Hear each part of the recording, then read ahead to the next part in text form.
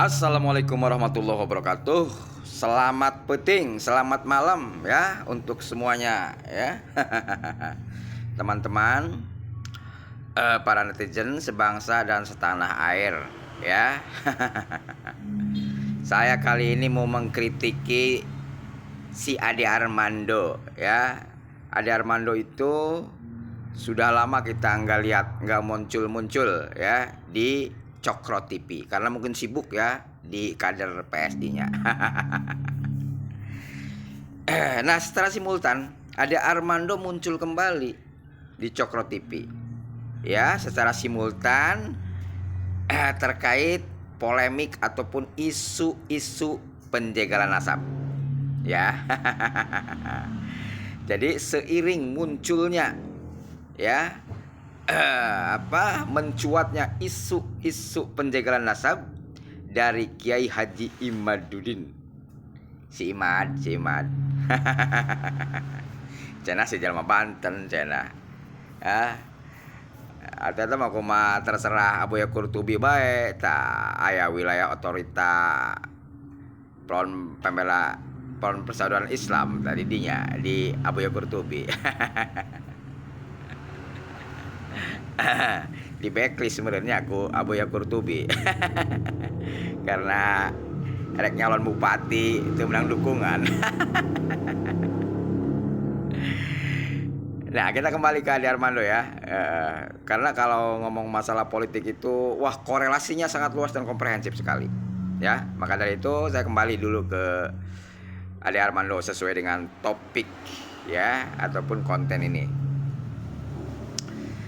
Hanya sedikit saja saya mau mengatakan seperti ini.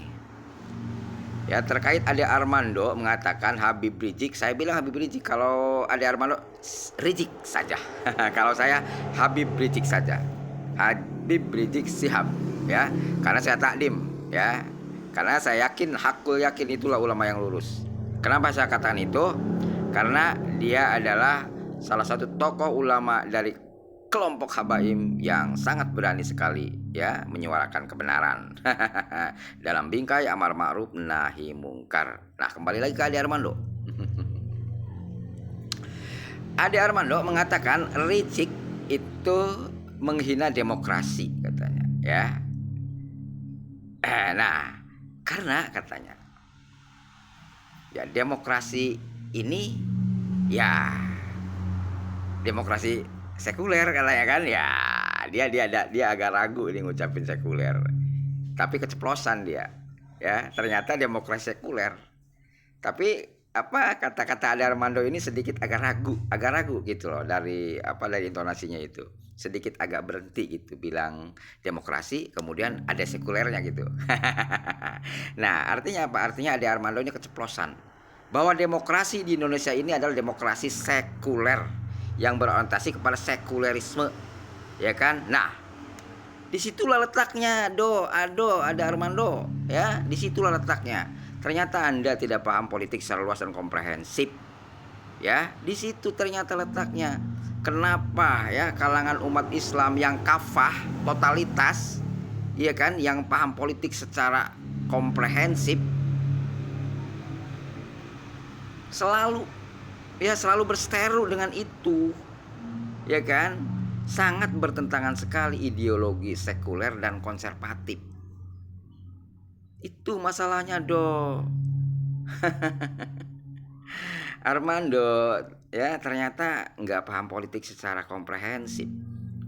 Orang yang paham politik secara luas dan komprehensif, ya kan, akan selalu menjadi oposisi yang kapah.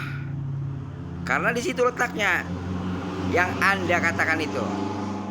Demokrasi agak ragu mengatakan sekulernya. Agak ragu. Kenapa ragu? Masih disembunyikan. Kita udah paham. Maka dari itu ya, kita jadi oposisi yang kapah. Karena paham, bro. Paham. Ulama ya kan, yang paham teologi Islam secara kafah, paham juga terhadap politik secara kapah. Maka dari itu, itulah yang menjadi role model kita, itulah yang menjadi panutan kita. Ulama bukan hanya tahu syariat Islamnya saja, tapi politik secara kapal tidak tahu. Itu tidak tidak maksimal gitu untuk diikuti. Yang maksimal untuk diikuti adalah ulama yang paham teologi Islam, paham politik secara luas dan komprehensif. Itu yang patut diikuti. Ternyata Ade Armando tidak paham politik secara luas dan komprehensif. Ya kan? Disitulah letak pertentangannya antara ideologi sekuler dan konservatif. Kita harus katakan ini. Karena apa? Karena kegaduhan ya yang terjadi di negeri kita ini tidak ada klarifikasinya, ya kan, selalu abu-abu.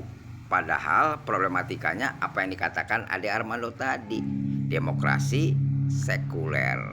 Sampai kapanpun ulama semacam Habib Rizik ya selalu menjadi antitesa daripada kekuasaan ini, Bung Ade Armando. Begitu. Ya udah deh, silahkan saja ya bernarasi di media Cokro TV, silahkan saja ya. Anda kan konteksnya nyari uang, ya Anda kan konteksnya nyari uang, ya kan. Sedangkan Habib Rizik konteksnya menegakkan kebenaran yang hak, ya kan, yang hak. Ingat ya, wajarlah umat mayoritas mendapat privileges, ya, hak istimewa di negerinya sendiri.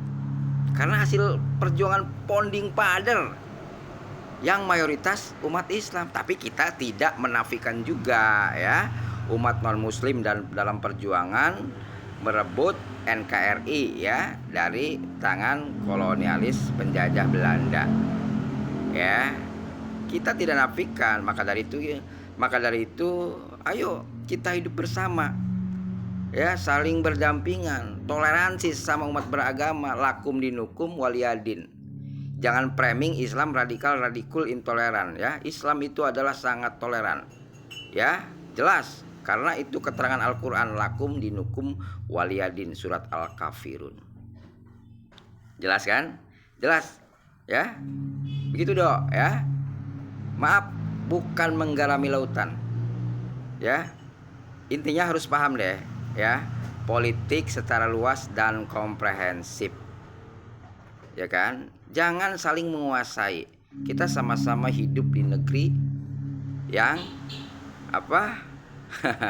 yang gemah ripah loh jinawi ini. Allah Ta'ala telah melahirkan kita berbangsa-bangsa, bersuku-suku, ya kan. Untuk apa? Untuk apa? Untuk saling, ya kan, saling ketergantungan satu sama lain. Ya, maka dari itu harus menjaga toleransi, ya, hidup sesama umat beragama. Begitu, Bro, ya. Oke, ya, Bang Ade Armando ya. Semoga Bang Ade Armando ya lebih paham, ya, lebih ngerti, karena kami tahu Ade Armando intelektualismenya tinggi, seorang rektor atau dosen di UI kalau tidak salah kan, bukan kaleng-kaleng orang, ya kan. Ya silahkan saja kalau memang lagi nyari duit di Cokro TV. Silahkan bernarasi ya, yang penting berimbang saja deh ya. Karena apa? Karena kalau tidak berimbang itulah yang menjadi problematikanya. Kita mencari kesesuaian saja ya. Kita mencari kesesuaian saja, tidak memaksakan kehendak, apalagi kehendak untuk memeluk agama. Karena lakum dinukum waliyadin, surat Al-Kafirun. Oke, demikian. Wassalamualaikum warahmatullahi wabarakatuh.